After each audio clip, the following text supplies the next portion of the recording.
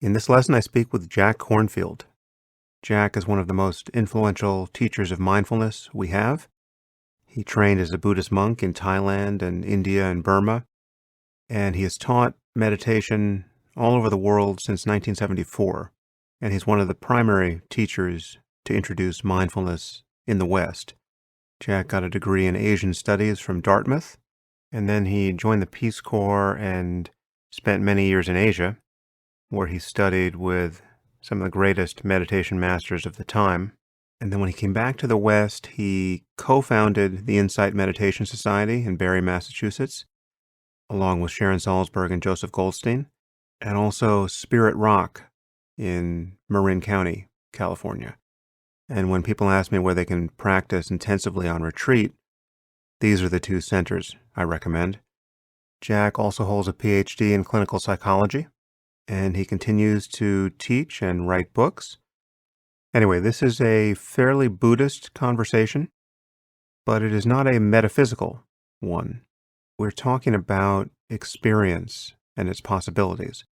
Nothing of the Buddhist worldview is creeping in here. We're simply talking about states of consciousness and the practice of meditation. For the first 20 minutes or so, we talk about Jack's background, his experience as a monk, but then we get into the details of practice and the assumptions that people have about the path and the goal of practice, notions that people form about enlightenment and the nature of freedom. And I really enjoyed it. Jack is one of the most experienced meditation teachers we have. As you'll hear, he was my first meditation teacher in the Vipassana tradition, and it was a great pleasure to connect with him here. So, without further delay, I bring you Jack Kornfield.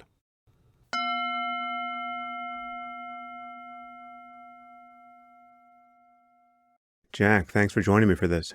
My pleasure, Sam. So you, I don't know if you know this, but you were the first person I ever sat a day-long meditation session with. So you were doing had to be in 1987. You did a day-long Vipassana retreat at Green Gulch Zen Center.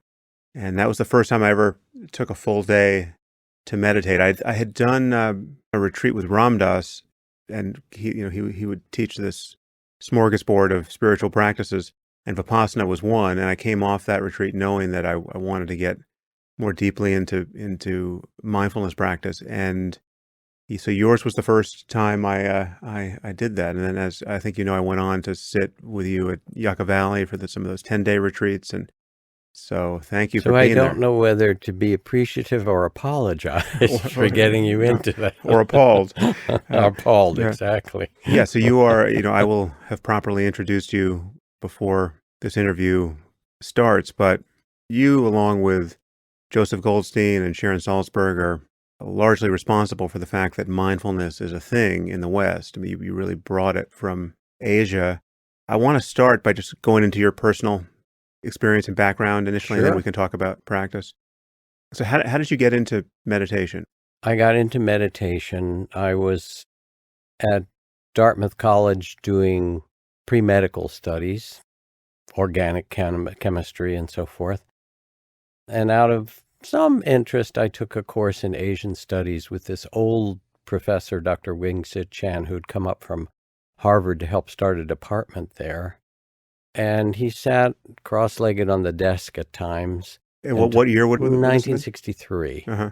And would have and would talk about Lao Tzu and the Tao, and then he talked about the Buddhist tradition, and he started talking about suffering.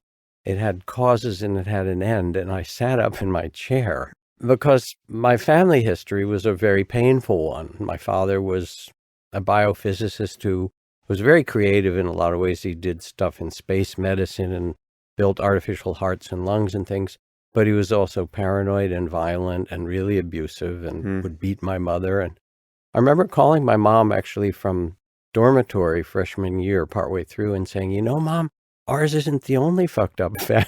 Right. I'm talking to these other people, but it was still pretty bad. And so I realized there were teachings of things that I needed desperately that were not found in my courses in history or philosophy or mathematics or chemistry.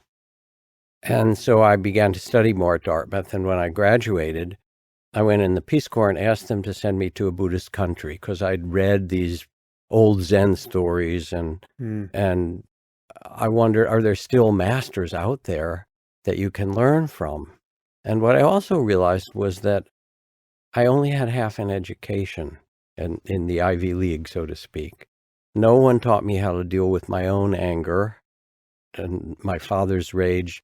I'd suppressed mine so I'd never be like him, but when I started to meditate, all that stuff came out. No one taught me what to do about my own fears, how to have a healthy relationship to another human being. What about love? How to manage conflict between people. None of that was part of the curriculum. And so there's some way in which I was drawn to find something that would both be healing and also kind of illuminating about how to live as a human being. Yeah. Yeah. It's really been the case that for far beyond anyone's living memory, the Western tradition, academically, intellectually, has had at least two major blind spots. In philosophy, the discipline has become totally divorced from living a good life. I mean, it used to be, if you go back to the ancient Greeks, it was all Plato, about how to, Socrates, exactly. yeah, I mean, so there was, wisdom was center of the plate philosophically, but it became increasingly just a language game, certainly in the 20th century. And then psychology became a discipline that focused entirely on all the various flavors of unhappiness and a positive conception of well-being and, real flourishing, and a sanity that is beyond the norm, is still struggling to be born. I mean, we have a positive psychology discipline, but still it is a bit of an afterthought from the point of view of actually diagnosing people's psychopathology And historically, it's interesting because clinical psychology hardly existed until after World War II. Mostly psychologists prior to that were involved in lab studies and testing and measurement and all kinds of other research and so forth. And it actually came about through trauma. There were all these vets coming back and there weren't enough psychiatrists and so forth. And so clinical psychology became much bigger and it focused primarily on trauma and wounds. Mhm. And as you say, most of Western psychology, the clinical dimensions of it have been focused in a medical model on the problems that people have. And there's a huge volume of DSM that describes all the possible mental disorders so that you can get the right number written down and get reimbursed from the insurance company. And people are pigeonholed by their diseases. You're a schizophrenic, or you're a depressive, or you're a bipolar, or whatever it happens to be. And again, that medical model is tremendously limited. Yeah, well, and you know something of that, obviously, because you came back and did a PhD in psychology, but we'll get there. I want to bring you back to the Peace Corps. So what year did you go into the Peace Corps? 1967. I forgot when Joseph Goldstein went He into the Peace was Corps. in Thailand, where I went. Right. He was leaving just as I arrived. He went 1965 to 67. Mm-hmm. And we were in different You didn't meet places. in We Thailand. didn't. And we also have different temperaments. He ended up in Bangkok teaching English at the Royal Preparatory Academy next to the palace. Right. That sounds Ended like up Joseph. meeting the king and, living a very happy and comfortable posh life. And I asked them to send me to the most remote place that they could, which was on the border of Laos in the Mekong River Valley. And I worked on village medical teams in tropical medicine, doing work around malaria and typhoid and leprosy and some other diseases. Did you pick Thailand because you were interested in Buddhism, or was I it kind asked of luck them of to the send draw? me to a Buddhist country, so it would likely have been Thailand or Nepal at that time. Right. And then you became a monk. When did that happen? Well, I knew I was interested in all of that, and I was quite fortunate. I was in my office in the provincial health department before going out in the Jeep, going out into the villages along the Mekong River Valley. And somebody came in quite excited and said, there's a Western monk living on top of a mountain in the edge of this province. It was in ruins of an old Cambodian temple. We know you're interested in Buddhism. Why don't we go visit? And it turned out to be a guy who's now is known as Ajahn Sumedho, Yeah. an American, very well known now as an abbot in Thailand and England, who's been a monk for 50 years. And I visited him, and he had just come back from his first months with a teacher named Ajahn Chah, and said, I found this great teacher. He'd practiced in other temples for the year or two before it, and he doesn't treat you special. You know, normally as a Westerner at that time, you'd go and you'd get sort of the special treatment. Mm-hmm. He gives you the hard training like everybody else, and it's the real deal.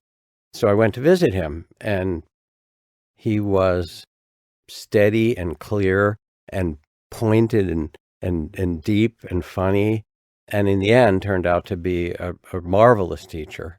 So I started to study with him in 1967, and then as soon as I finished Peace Corps, I ordained and went full-time to the monastery and was a monk for a few years. Was there a tradition in Thailand, as became established in Burma, of lay people sitting retreats, or did you have to become a monk in order to do that? There was both.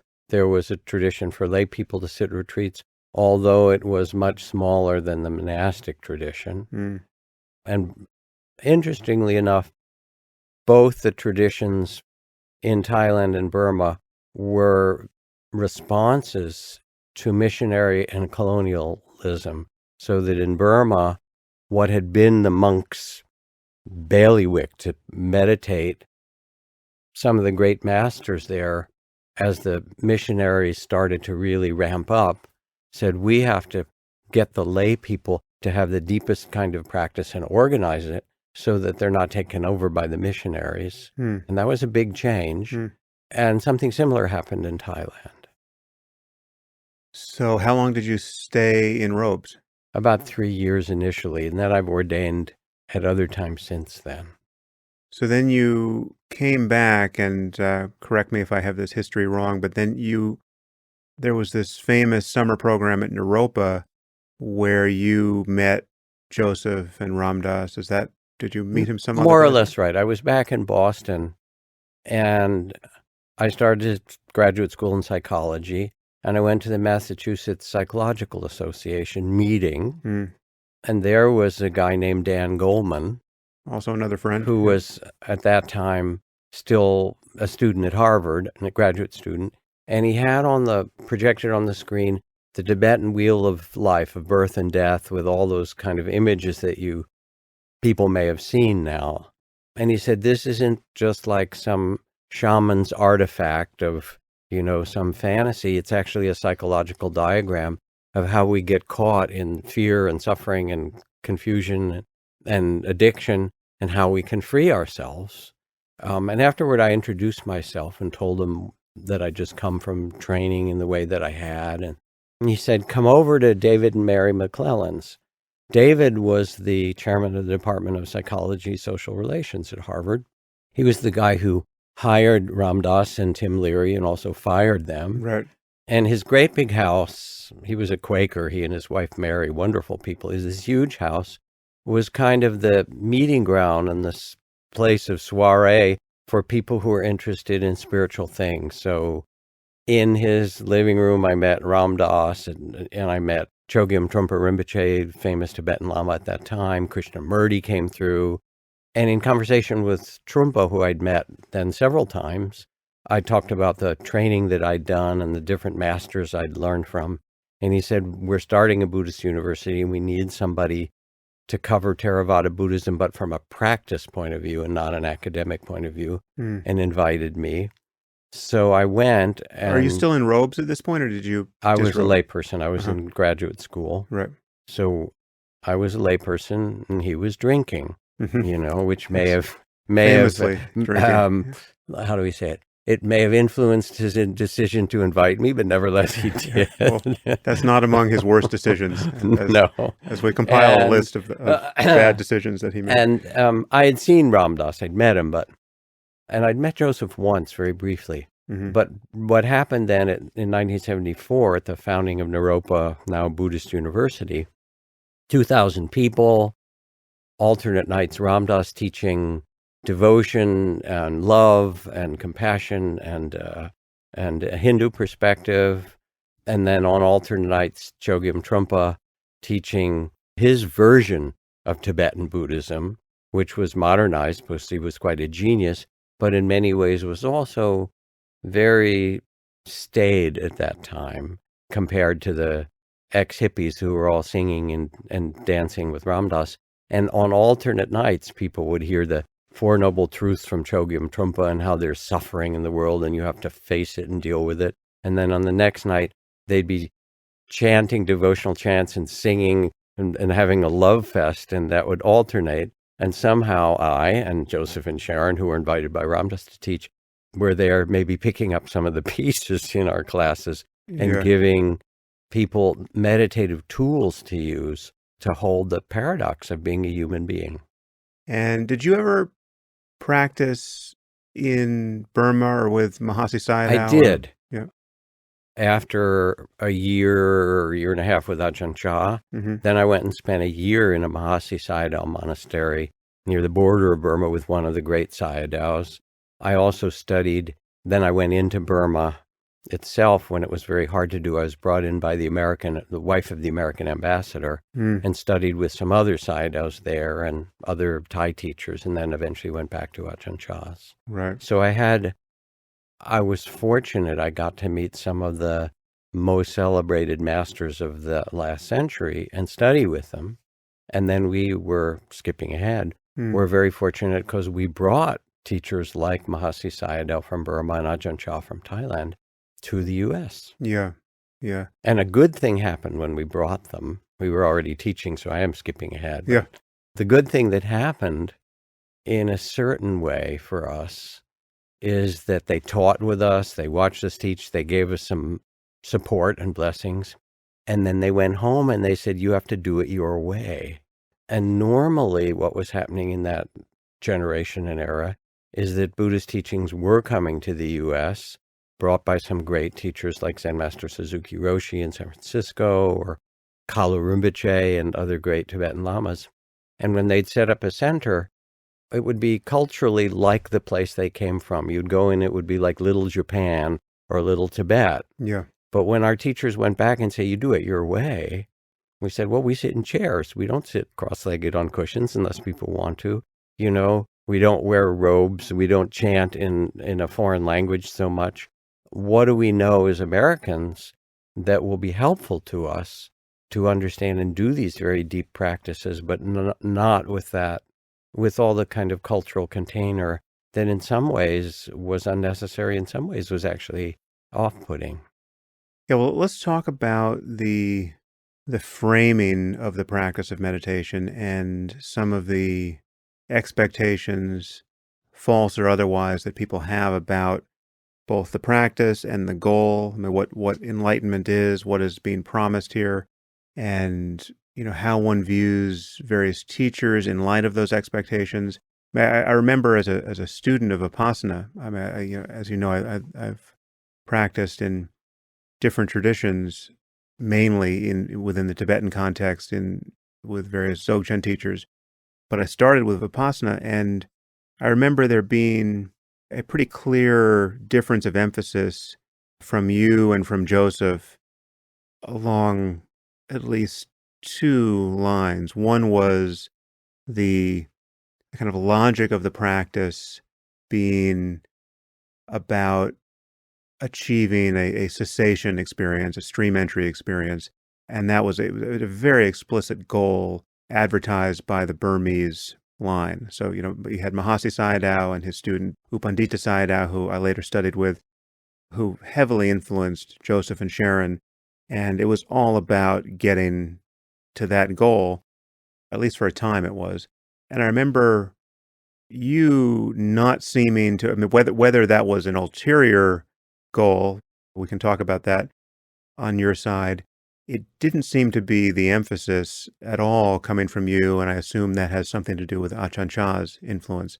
So I think that there are many distinctions I'd like to make here, but let's start with that one. How did you and do you view the progress of insight in a kind of formal Okay, so now we're mindfulness-based kind of curriculum? getting down into it, which Yeah. I'm very happy to do. First of all, you started with an interesting question, like which was about the popular conceptions and misconceptions about meditation. And there was an article recently published in Science Daily, which I really love looking at all the new things happening in science. And it was a study that came out of the University of London. And the study said 25% of meditators have difficult experiences, needs to be studied more, as if this were a problem. And I read it and I said, only 25%? Right. They haven't been meditating very long. Yeah, try harder. So the notion that meditation is stress release or relief or calming is a genuine one, but it's really a very limited part of the game of meditation. Meditation as a whole is really about awakening our full human capacities. And that requires us to go through a number of different levels in training. And I like to speak about it as 3 different levels. The first, as one practices mindfulness, or I'm also using the phrase loving awareness, which is Ram Dass's originally from him, and it feels like it adds that quality of kindness to attention, is to be able to meditate and to do what neuroscientists call expanding the window of tolerance, to be able to be with your human condition and the content of it, the ocean of tears you carry, the longing, the grief, the love, the anger, but also the joy, the connection, the images that come, all the sensations that make up the body that you are inhabiting, and to gradually learn the capacity to be present for this life with a mindfulness or loving awareness that's neither reactive nor frightened by it, but actually can take a seat in the middle and then have wise responses and wise choices. Because people also misunderstand the word mindfulness, and they think that it means sitting quietly, which you hinted at earlier when we were talking about that there, and quite accurately in certain traditions. But actually the word mindfulness in Pali and Sanskrit is sati sampajanya, and the second half, which is sometimes translated as clear comprehension, can also mean mindful response, so that there's mindful presence to see the way things are, and mindful response. So the first level of practice is simply to be present and to learn the capacity to be present with an open mind and heart for all of our human experience, and tolerate it and see it clearly. The second level is the process level, that as we get present, we start to see the truths or the laws, maybe what the philosophers wrote about, since you mentioned, the great philosophers, whether it's Socrates or Lao Tzu, and that is that wherever you look, the experience is in change. It's impermanent. You can't hold on to it.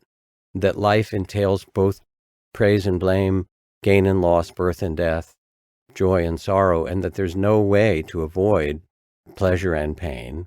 They're not a mistake.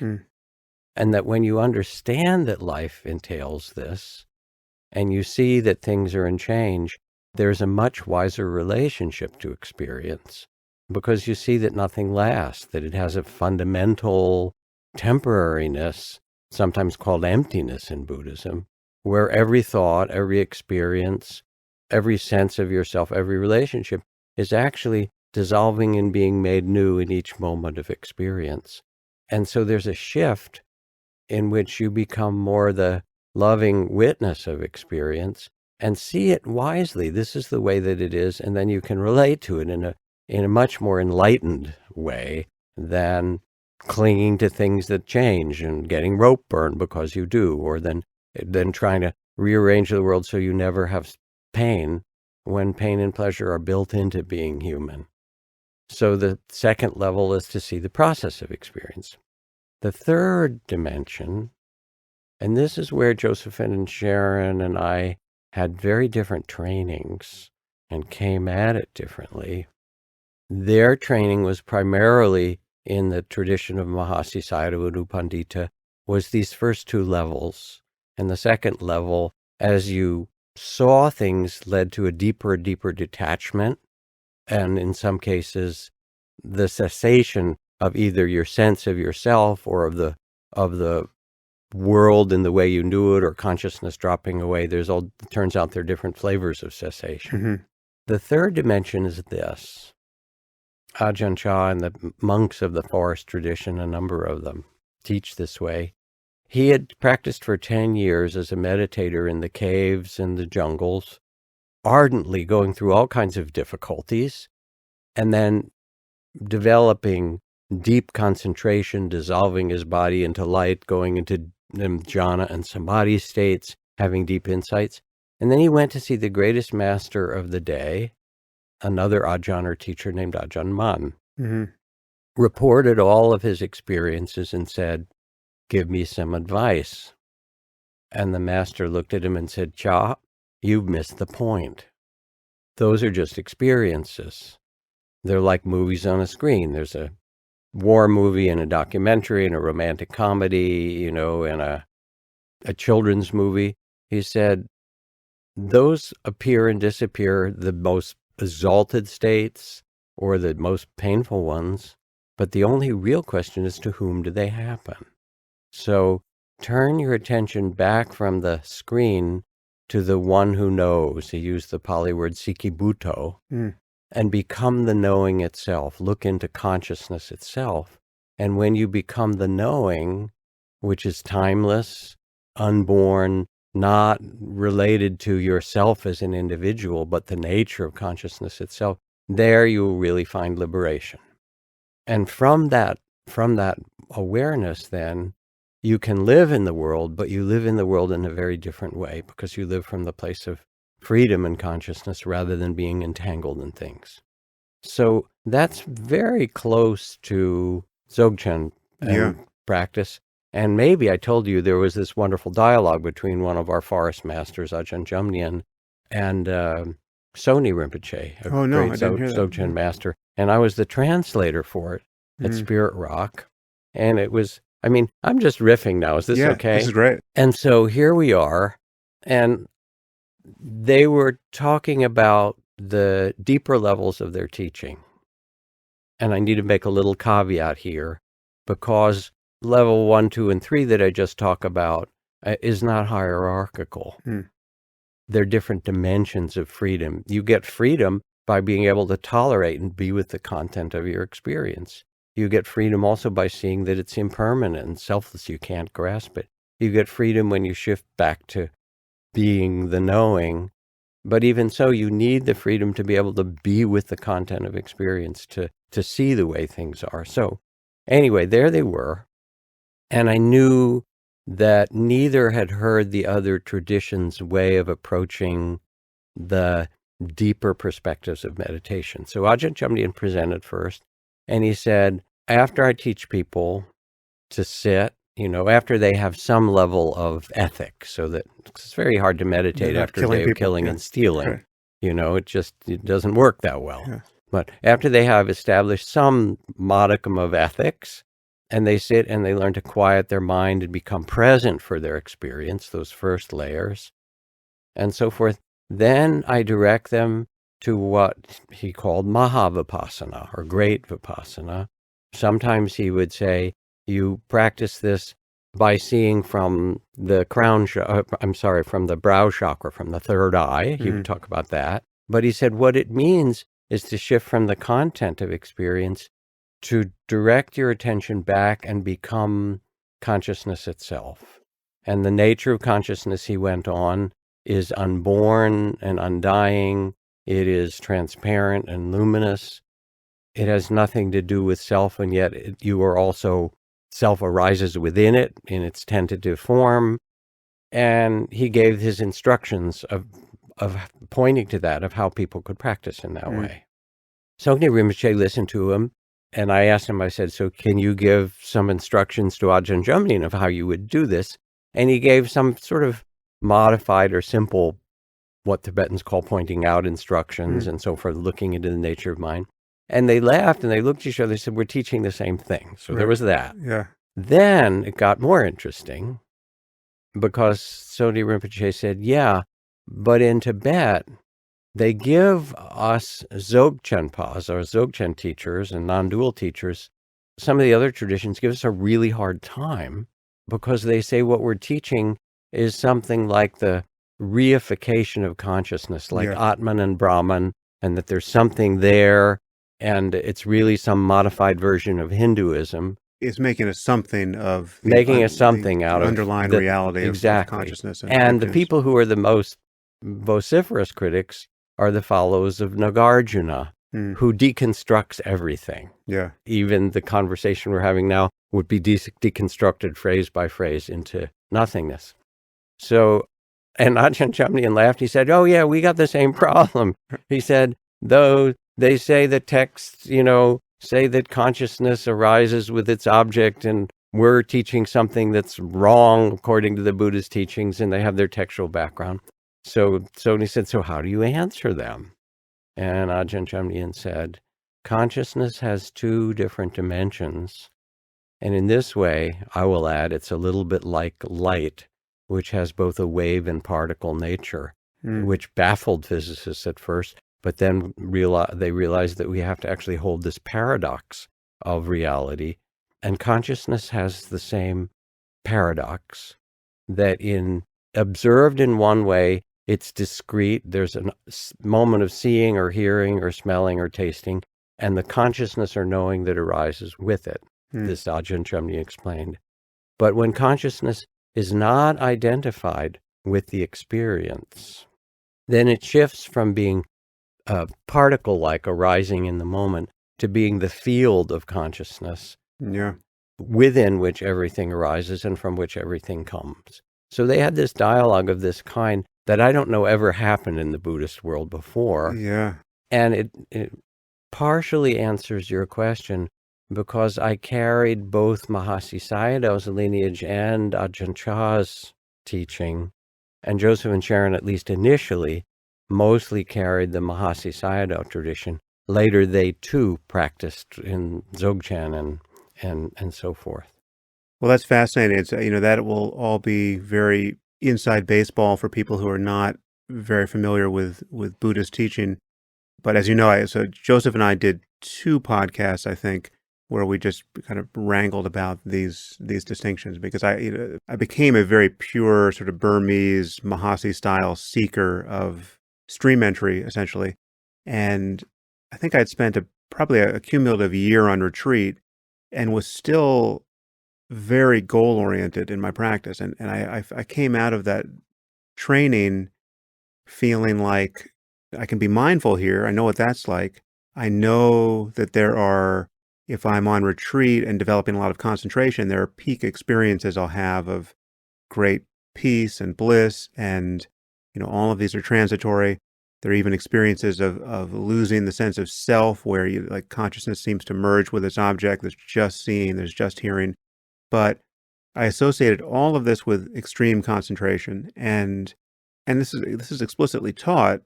I assumed that the illusoriness of the self that one can discover through practice is predicated on seeing impermanence, right? So you see that everything is just arising and passing away. None of this can be the basis of a durable self, and it's almost like you extrapolate from that to understand there's no self. And again, by virtue of very intense concentration, you pay close enough attention to the arising of sounds and sensations such that for these brief moments, there's just kind of union with the object, right?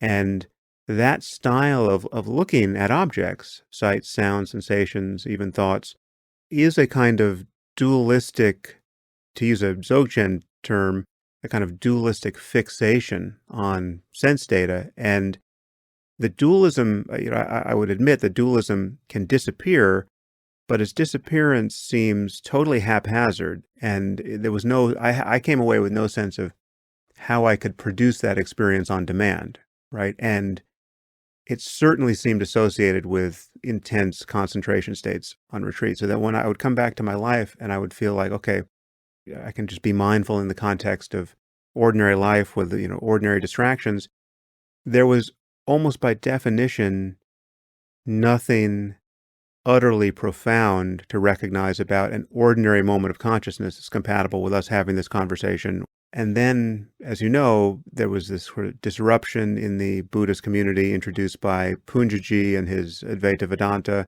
somewhat midwifed by Andrew Cohen and all the weirdness of his cult. And then that was kind of a springboard for many of us to discover Dzogchen. And in the Dzogchen teaching, as you just said, it's all flipped around where consciousness is viewed as, again, not reified as something. It is not this particulate thing that is a thing among things. And its intrinsic selflessness can be recognized directly and can be recognized directly without that recognition being predicated on any notion of impermanence. I mean, it's not a matter of things coming and going so quickly that they couldn't be a self. Or on concentration. Yeah, or on concentration. So it's compatible. I mean, there's a phrase in the Dzogchen teachings, ordinary mind, that it's compatible with whatever your state of consciousness is. There still is no center to consciousness, right? And if you look for the center and fail to find it, that looking can be so conclusive that the center just drops out of consciousness, and then everything remains. And what remains can be, fairly psychedelic if you're on retreat and you've got a lot of concentration, or it could just be, you're watching television and remember to look at the nature of consciousness, and the television doesn't change. You're still following the plot line, but the center drops out of experience.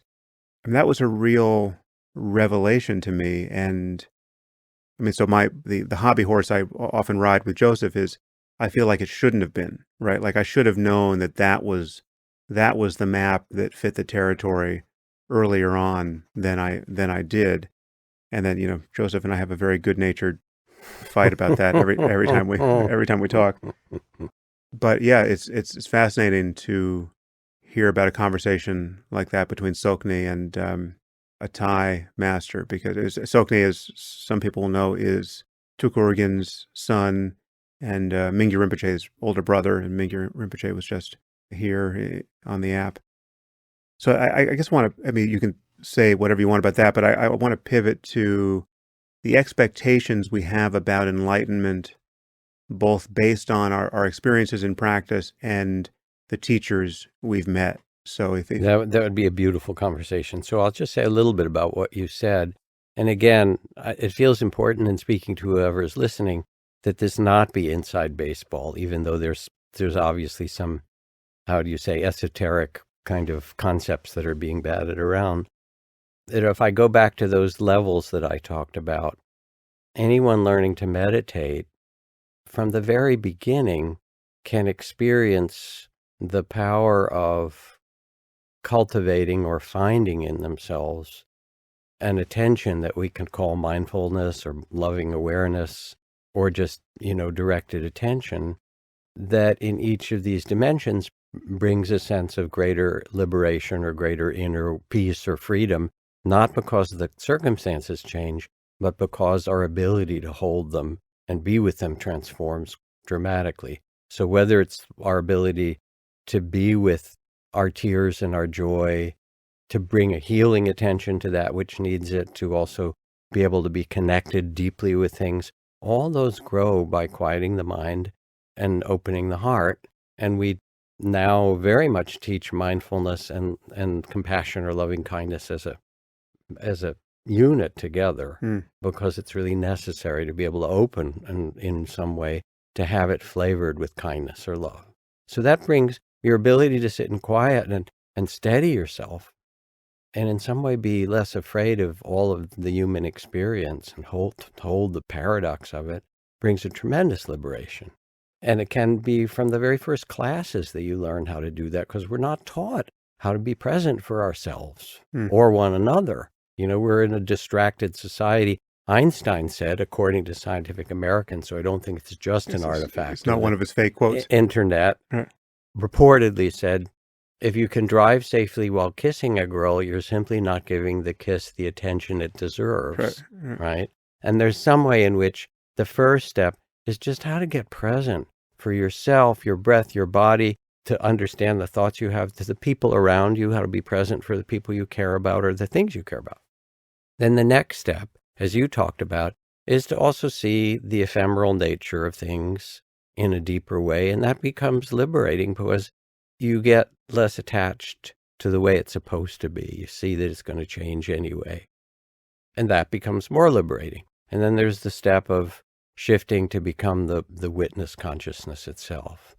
So what's important in this that I learned, like you, is I went from Ajahn Chah, who taught in this very spacious way and talked about just being with things as they are and not clinging to them, to do more than a year, a 15-month silent retreat in a Mahasi monastery with this great Sayadaw, noting every little moment's experience and dissolving it till it pixelated, till what seemed solid was like pixels on a screen and everything dissolved. And I understood that. And I had some very deep insights, as you no doubt did, and experiences. And then I went back to Ajahn Chah, and I told him all about this, because it wasn't his style of teaching. And I was very pleased with myself in some way. Mm-hmm. And he listened, he smiled, and then he looked at me and he said, something else to let go of. And his whole game was not to attain or get something, but to be where you are. If you're in retreat, fine, be in retreat and have those experiences. If you're, waiting in line at Starbucks, wait in line at Starbucks and let that be the place that you practice. And notice as you do, if there is clinging, resistance, fear, all the things that entangle us, and know that in that very place and moment, you can shift your attention to become the consciousness itself or the loving awareness and not be so entangled in it and be free. So his version of enlightenment was in some ways different than the version of the Mahasi Sayadaw retreats, which required a really deep concentration. And I felt fortunate because I had both of those. But in speaking to those people who are listening, you can have them now as you start, if you do a class or you begin to meditate, simply by learning how to be present for yourself and shifting from the reactive mind to being in that space of mindful, loving awareness. Already that begins to give you a sense of liberation. And you know it when you're in an argument with somebody or you're all tangled in knots by some problem in your life or some conflict or something. If you've been able to sit and quiet yourself, take a few breaths even, all of a sudden you can approach it in a more spacious, wise, more gracious way. So then you wanted to talk about enlightenment. Yeah. Yeah. So let me just set this up a little more clearly. I think Please. whether one knows what one thinks about the goal, where this is all tending, if the path leads anywhere, I think there are assumptions that we acquire based on the teachings or the logic of the practice or our own peak experiences or meeting other teachers and seeing their states of consciousness advertised to us and how they behave and how it kind of leaks through their personalities. And it matters what one thinks this all terminates in, because those assumptions propagate back into one's mind as a lens through which one views one's own experience. I'll give you a concrete example. So, for instance, if you think that desire is the thing that you get rid of by practicing successfully as a Buddhist, and this is a fairly common framing, well, then every moment of desiring anything is yet more evidence of your unenlightenment. Failure. Right. Yes. Yeah. So and then there's and so it is with anything else, any other mental states. So I guess and I genuinely don't know what I think about this. Again, the model in the Burmese tradition, it may also be the model in everywhere in the Vipassana tradition, because it's based on the Visuddhimagga. But what's emphasized in the Burmese tradition is that you go through various stages of insight and attainment, and certain negative states of mind are permanently uprooted along the way, so that at a certain point, it would be impossible to feel anger ever again, right? To take one negative emotion. And so if you ever feel angry, you're not at that stage on the path, right? Now, there are other teachings which seem to say, well, until you're done, really done, i.e., fully enlightened, everything is liable to still arise, but its arising will have a different character. These emotions will fall away far more quickly. You won't be entangled in them in the same way. And eventually, there are probably two different goals on offer. One is, again, when you're fully cooked, these things will no longer arise, or they'll still arise, but their reality has a kind of paradoxical quality. They don't bind you anymore because there's no one to be bound, right? And there's this metaphor in the Tibetan teachings of, at a certain point, thoughts are like thieves entering an empty house. There's just nothing for them to steal, nothing is implicated. And yet, at least on that, by that metaphor, it's quite possible that some of these thoughts could still be angry thoughts. The question is, do we believe as practitioners of meditation that at some level we fully get to rewrite the source code of our personalities and our psychology and become different and, very likely saintly people? Or does your personality remain somewhat intact all the way along the path, even if you take the path to its ultimate end and you've completely stabilized this thing we're calling mindfulness or non-dual awareness? And so what one believes about that dictates what one believes about oneself, one's own practice, and the foibles of teachers one meets in the world. Anyway, I just tee that up for you. These are really great questions. And at the deepest level, you're asking what is the mind of a fully enlightened being, a Buddha or whatever. And I don't know. So I just have to say that I don't know. But in my industry, the spiritual, the mindfulness factory, guru, mindfulness, but it's bigger than that. I mean, it's the swamis and lamas and mamas and gurus and whatever, I look around and I say, all right, who's really enlightened? Because we gotta raise that question. Yeah.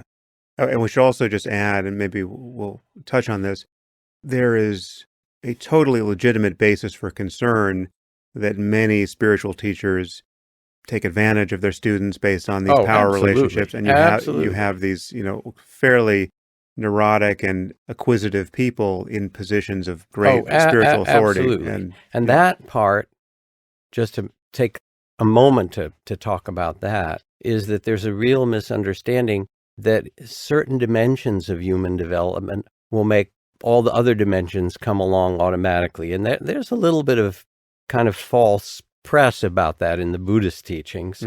But we actually know that you can be an Olympic athlete who's tuned to every cell in your body and really very, very sophisticated in your physical awareness, who's an emotional idiot.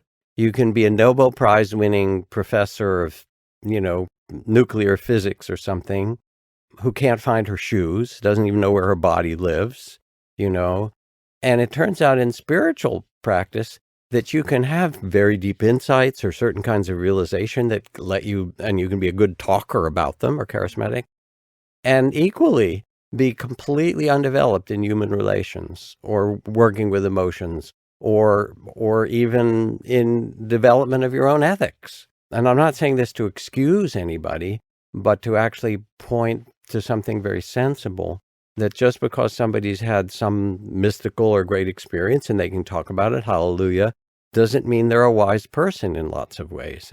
And it's extreme. I mean, I watched somebody go up to a pretty nice Tibetan Lama. She was pregnant and living in the mountains. It was some years ago, and ask about how to do childbirth, thinking the Tibetan Lama knew everything, right? The guy had never been married. He was a celibate monk. He'd never had sex. He probably knew nothing about childbirth, but, he's a holy man. He'll tell me. Well, he was born. Exactly. He's qualified. Go in the wrong direction. All right. But on the other hand, so that's just good to clarify, because it helps explain how teachers that seem exalted or held up in some way aren't that. And in some cases, as you say, they can be really predatory or really destructive. But even if they're not, even when I get to hang out with, the Dalai Lama, who I admire and love enormously, or or some of these great Advaita teachers are great. Yeah, they get angry. They get upset. They still have their personality. So then there are two models of enlightenment. One is you're going to change your personality, source code and whatever. You will get rid of and never have arise any of these things again. And I ain't seen it. It's probably there somewhere. I don't know. People are, there's such a variety of humans possible. It's like the guy who climbed the big wall in Yosemite without ropes. Alex Honnold. Apparently, he doesn't have the normal fear circuitry in his brain that you and I would. Just even thinking about it brings that on. Yeah. Okay, but likely that ain't actually what's happening to us. The other, which you posit, and it seems really wise or right to me, is enlightenment as a shift of identity, in which instead of taking things personally and grasping them and so forth, there's the perspective that comes from seeing them first with mindful, loving awareness and then being the consciousness. And I remember walking with Ajahn Chah across the field one morning with our alms bowls, and he points to a big boulder across the field, and he says to the monks, "Is that boulder heavy?" And, being Ivy League educated, and of course it is. And he said, "Not if you don't pick it up." And it was really a fifth teaching in this shift of identity, not taking things as personally, not taking them as me or mine. And then there comes a great deal of liberation. Now, here's one more thing about enlightenment, and I've written about it some, is that I like to put an S on the word enlightenment. S's always help. If you have the word God, you're in trouble, because my God can beat up your God, and Allah and Yahweh and Shiva and Jesus and so forth. Everybody's fighting over their God. But if you put S on it and say gods, there's lots of different gods, which are the names for some transcendent or divine mystery, then you can have a lot of them, which is simply expressing human experience, that there's some sense of something that's sacred, that's bigger than we are. Now, in Buddhism, it's not formulated as gods. It's rather formulated, I would say, closer to the mystery of the creation out of consciousness itself. And we all have hints of this. We all know this. You know it from times of listening to transcendent music, or walking in the high mountains, or making love, or sitting there at the birth of a child that's so mysterious, or being there with someone when they die and holding their hand and watching that mystery when the consciousness leaves that body and now it's just a lump of meat. And what happened to that consciousness that came in and took that life, and where did it go? And the doors between the worlds, the gates between the worlds open, and we have this experience, and we know it, that we're not just this separate self. We're part of this mystery. Alice Walker wrote, "One day I was sitting there like a motherless child, which I was, and it come to me, that feeling of being a part of everything. And I knew if I cut a tree, my arm would bleed. And I laugh and I cry and I run around the house. When it happened, you just can't miss it." And we all have this knowing, because the truth is that we're not separate. With every breath, we're connected with the winds that dusted Mauna Kea and the Fukushima nuclear reactor before that. We're the fabric of life. When people experience enlightenment, and we'll put an S to it, it comes in different flavors. Sometimes it's experienced as oneness with all things. Sometimes it's experienced as emptiness, as everything coming out of nothing, and you can experience the pregnant void out of which all things arise, and cessation of experience. Sometimes it's experienced, instead of emptiness, as fullness. Sometimes it's experienced as love, that everything actually, like gravity, everything is actually love. Sometimes it's experienced as perfection, with all the horrors in the world and all the unbearable beauty all together. There's a perfection to creation. Sometimes it's experienced, as luminous light. Sometimes it's experienced as the darkness of space. Sometimes it's experienced as freedom. Sometimes it's experienced as unshakable connection with all that is. Then the question is, well, which is the right enlightenment? Mm. And I see it as a diamond or a crystal, that consciousness in its true nature, as we turn attention to it, is transparent and clear, containing all things, and actually is the ground from which all arises. And as we turn toward consciousness, like clear light shining through a crystal, it diffracts into different dimensions, one being love, one being perfection, one being emptiness, one being silence, one being fullness. Mm.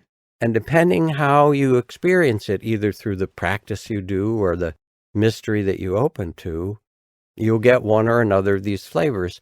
And then very often people will build a tradition around that and say it's really all about love, or it's really all about emptiness, Yeah. or it's really all about, whatever it happens to be, when in fact, these are different dimensions of consciousness itself. And when we realize this, then we see that there are different both enlightenments that we can open to that take us beyond ourselves into the mystery and free us, and there are different expressions of it. Mm. How does this sound to you? Because I'm just riffing on this, and you've Yeah, done all no. these years of practice. No, that's very beautiful. I think it's, Does it answer some of the kind of conundrums that you think people have? Yeah, it does. I think I'm a big fan of right answers. I mean, Mm. that's certainly my bias. So I think Mhm. there's probably a right answer at the center of that jewel you just sketched for us. I mean, even if it's once you take that jewel in its totality with all its facets, to follow the analogy, there's some description of it in its totality that would be the accurate description of I hope you find it, enlightenment. my friend. Yeah. Still looking. But I do think that accounts for the diversity of opinion here. It also validates, one of the things I've learned over the years pedagogically is that where I trained in the monastery and the masters that I was with, there was a kind of, I don't know, negativity bias isn't quite the right word, but they didn't want anybody to get inflated. So they would hardly ever tell you in Zen or in Vipassana, you've now attained something, Mm. But more than that, it was like you have to keep getting rid of things. And there was this sort of endless path and so forth. I found that it's much more helpful to validate what people know. Mm. And that it doesn't take very long if you start to meditate to realize that you know the difference between being lost in your thoughts or your reactivity with thoughts and emotions, and the moment when you can take a breath and realize, oh, I can see this all with some kindness and clarity and not be so caught in it. Mm. You know that. And you know that there's more of it than what you're experiencing then. And you have a deep intuition that you're not just this kind of separate, disconnected from life being, that who you are is bigger than that in some way and much more mysterious. Mm. And I like to validate that people start to see things that are true and can begin to trust their experience. Yeah. Yeah. I guess my concern here is that people's certain assumptions, and again, assumptions that people might not even know they have, Mm. close the door to certain insights and certain moments of Yes. freedom. So I Yes. guess the one close to what you just described here is so you imagine someone who has, they've been lost in thought. That thought has kindled some negative emotion. So now they feel angry or anxious, and then they become mindful.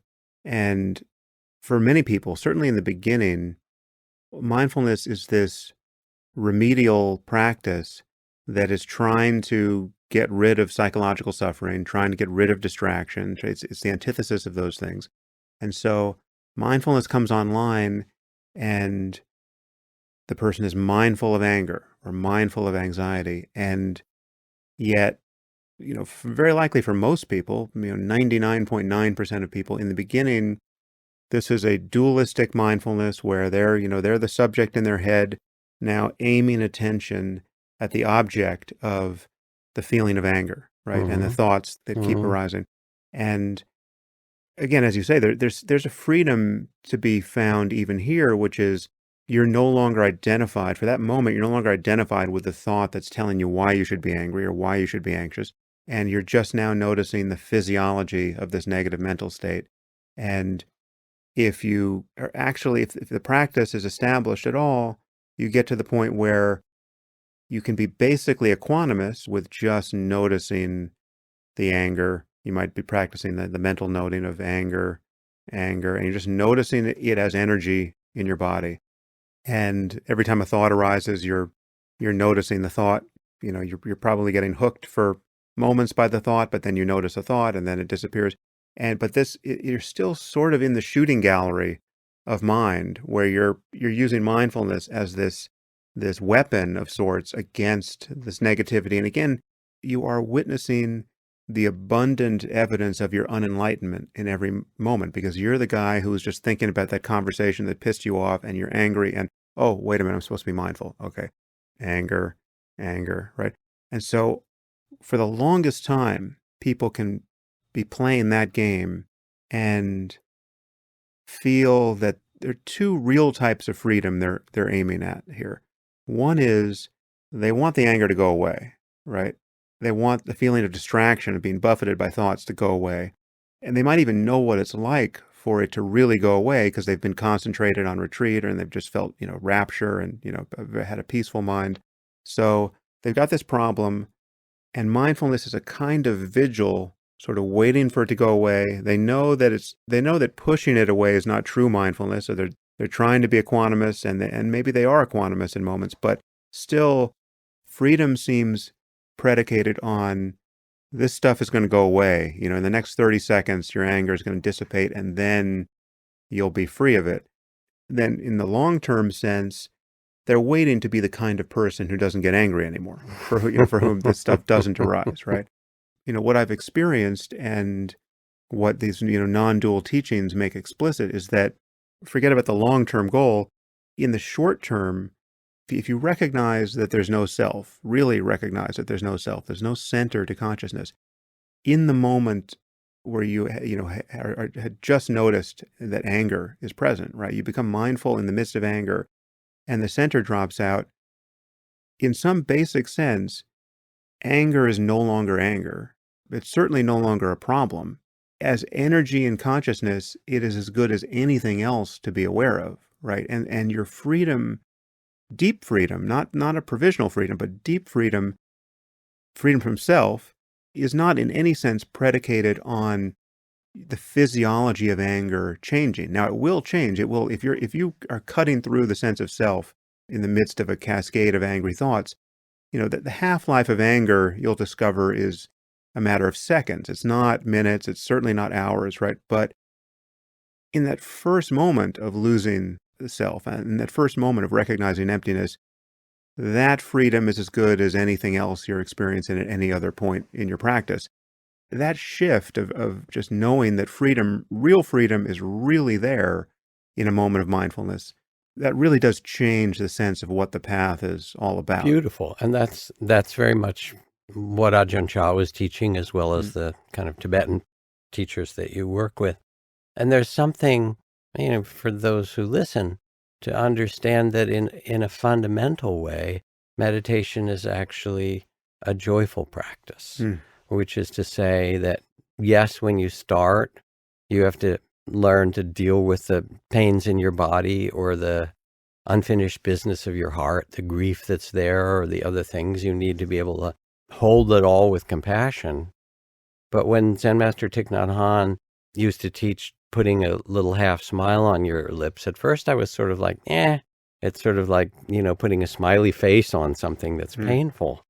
But I have a different understanding of it now, which is related to what you said that was so beautiful. And that is that it's not like you replace the personality, you get amused by it. And you say, oh yeah, there's the personality, like the body, it's what you have for this incarnation. And there's anger, and it's an energy, and it's based generally on, underneath it, when you pay attention, there's fear, or there's a hurt of some kind. Or so then you feel the fear or the hurt and the contraction. And the point isn't to get rid of it, but to hold all that, the personality and so forth, with compassion. And then your identity shifts and it loses its power over you. And the point isn't even to have a freedom from self. This is an interesting one, at least for me, because that language is used. I see self And selflessness, just like the lungs breathe and the heart pumps and the cerebrospinal fluid does stuff, and everything is in both expansion and contraction. Self and no self also kind of appear and disappear. Self is tentative, it's not solid, you can't find a center to it, but there's a kind of self that we use to orient, and remember our zip code and bank account number and so forth. So I just see all that as part of what consciousness both has produced to make life, and also with some amusement, if you will, or some joy to say, yeah, this is the play of life. And you have to take your role and be responsive and honorable, or you go to the spiritual bypass. Now it's all empty and it doesn't matter.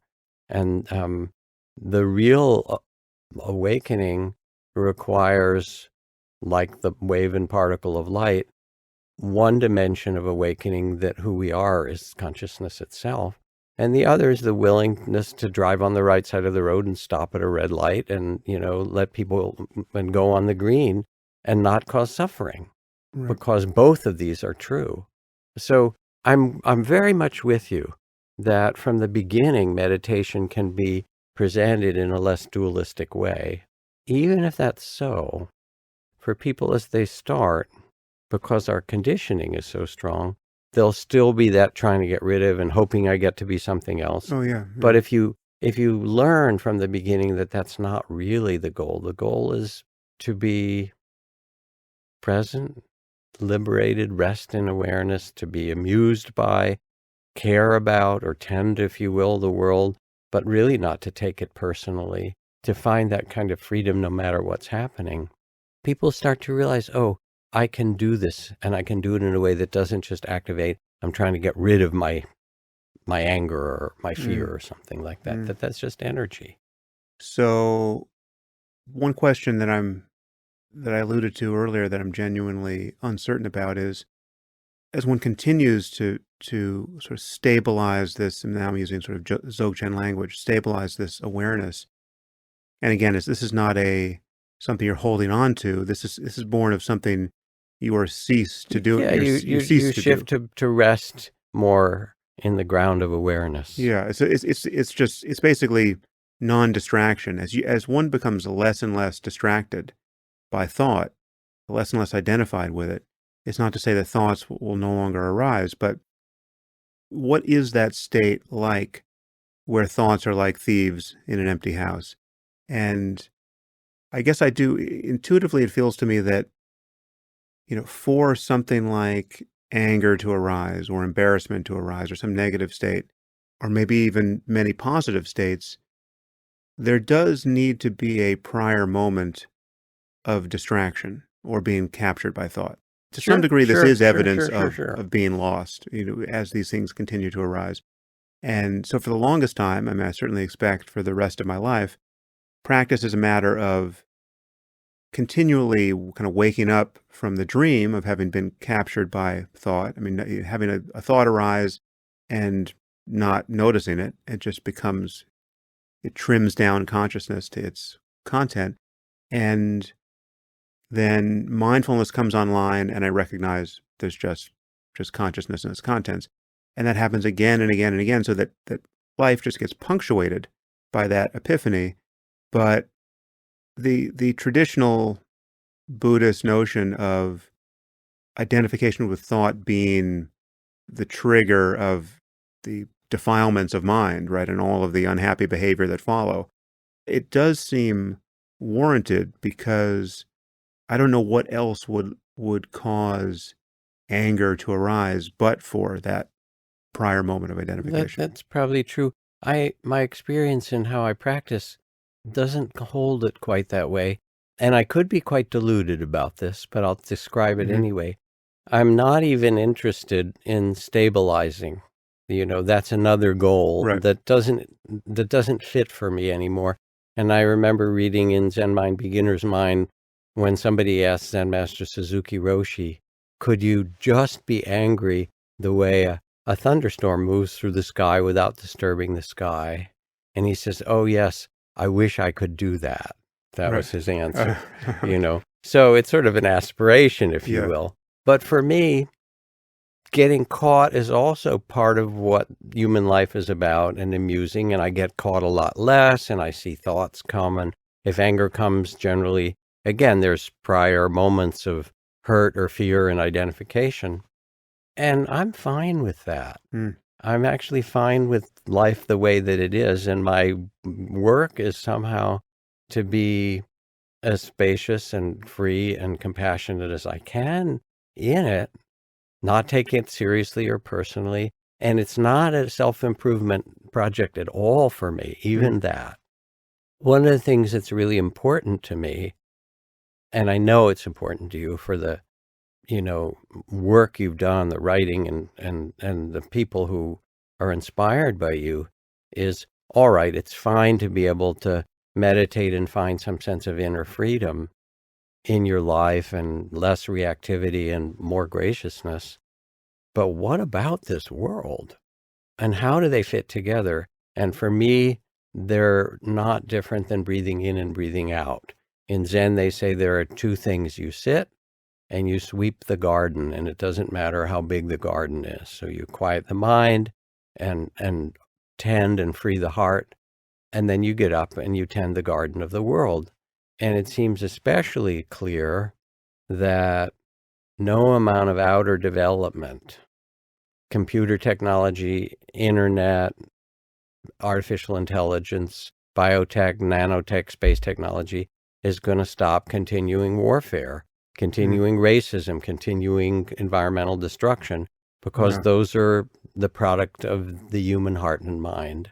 Yeah. And so our outer developments, which are so remarkable, have to now be matched by our inner development.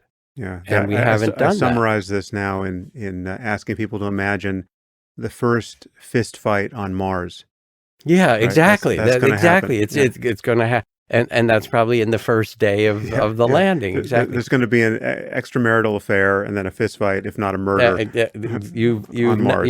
You've nailed it. So, and yet here's the maybe. I was at the first White House Buddhist leadership gathering a few years ago under a different administration, let us say, which may not be happening again soon. Yeah. And I was able to give part of the culminating address there. And I talked about wise society and how in Buddhist teachings, there are these statements of a wise society that will prosper and not decline. Taught the Buddha is one where people gather and listen to each other with respect and depart with some respect for one another, where those who are vulnerable are tended, women, children, others who are vulnerable, where the focus of well-being of the community at large is part of what each person participates in, where the environment is tended in a way that's respectful, those kind of things. And I said, but these principles are not unique to Buddhism. You can find them from the great sages of Socrates and Plato, or from Lao Tzu, or from the indigenous wisdom of elders in the Americas or elsewhere, Africa. I said, but here's the difference. One of the great things that Buddhist psychology has to offer is a way to train people to do this. So it's not just an ideal, which we would like, but there are trainings in social and emotional awareness. There are trainings in forgiveness and compassion. There are trainings in mindfulness in such a way that we're much less likely to cause harm to ourselves and others. And there, of course, there's, 5,000 research papers now that have been published on mindfulness and compassion training, and it's getting incorporated in different ways in schools and clinics. And, I was at in London at the UK Parliament meeting with the 85 members of Mindful UK, the members of Parliament, and so forth, saying these are things that we need for our society and our culture. And the thing is not as an ideal, but we as human beings have these capacities, and we can actually teach our children. We can actually learn them in ourselves, and they bring about a different way of being. And it's not that we're going to have a perfect world, and there won't be the fistfights on Mars. But Lord knows, as the chairman of the Joint Chiefs of Staff said at one point, we're a nation of nuclear giants and ethical infants, that it's a little bit time for the inner development to match the outer development. So that's a conversation I'd love to have if we ever continue Yeah. this. Yeah. Well, it's so great to get your voice on the app, Jack. As I said at the top, you, as much as anyone, and the anyone really can be numbered on one hand, are responsible for mindfulness being this now, entirely secular tool, for better and worse. I mean, I think there are places where it's being trivialized, but having people like you with such a deep practice background and retreat centers and, a context in which to really practice it deeply are giving witness to its actual potential as opposed to it being watered down in, the corporate toolkit. I mean, I'm a fan of people engaging with it at any level they want to, but when I talk about these things, I try to emphasize just how deep this runs and how revolutionary this is compared to people's expectations of experiencing benefit from it. Before I let you go, I always recommend when people ask me where they can sit retreats, I really only mention Spirit Rock and IMS, both of which you founded. I know you have your own resources online. You have your books. You have an audio course, I think, at least one A from number of Sounds them, True. yeah. Yeah. So where? JackKornfield.com has Okay. a lot of that information. SpiritRock.org or Dharma.org gets you to the Insight Meditation Society. In Los Angeles, there's Insight LA where I teach. Right. Then there's a lot of great stuff online and many, many other fine teachers. And I also want to say, and I do have some really good kind of introductory courses. I have something called Mindfulness Daily that if you go on my website, you can get for free. Mm. It's a 40-day, 15-minute-a-day training. Oh, If great. you look up Mindfulness Daily for free, Jack Kornfield, there'll be a way to do it for people that want to start. And then there's more advanced courses and so forth. I also want to appreciate, you have been an important voice for clarity, a clarity of thinking and moral clarity in a time where there's a tremendous amount of divisiveness and obfuscation. And you've done it in conjunction also with your own inner development, not only the development of your mind and, your ability to see and look at things clearly, but in the conversation, people can hear, you really put in your time Mm. in meditation. Some of it may even have helped. I'm hoping so. I see it. Yeah. I see it. I see the change. And I really want to appreciate that because there aren't that many people that can come from these different dimensions of discourse, from the Mm. dimension of discourse of how we think and how we hold ourselves politically and philosophically and so forth, and from the kind of perspective of the inner traditions of wisdom, the wisdom traditions of the world. And you're somehow carrying them together.